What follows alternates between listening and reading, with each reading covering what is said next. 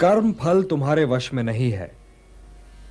तुम्हारे अधिकार की सीमा इस विकल्प पर समाप्त हो जाती है कि तुम युद्ध करोगे या नहीं करोगे, किंतु युद्ध का परिणाम तुम्हारे हाथ में नहीं है। यदि तुम विजय चाहो भी तो यह आवश्यक नहीं कि विजय तुम्हारी ही हो जाए, तुम्हारी पराजय भी हो सकती है। किंतु यदि तुम विजय से मोहित नहीं होगे तो पराजय से भी नहीं घबराओगे।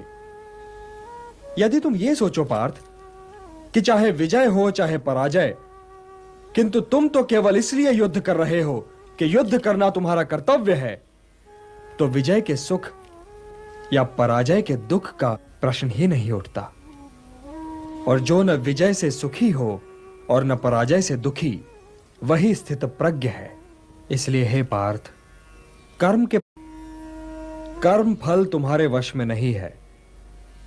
तुम्हारे अधिकार की सीमा इस विकल्प पर समाप्त हो जाती है कि तुम युद्ध करोगे या नहीं करोगे, किंतु युद्ध का परिणाम तुम्हारे हाथ में नहीं है।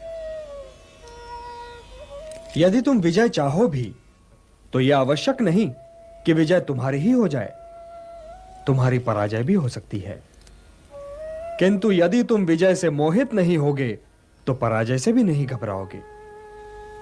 यदि तुम ये सोचो पार्थ कि चाहे विजय हो चाहे पराजय, किंतु तुम तो केवल इसलिए युद्ध कर रहे हो कि युद्ध करना तुम्हारा कर्तव्य है, तो विजय के सुख या पराजय के दुख का प्रश्न ही नहीं उठता।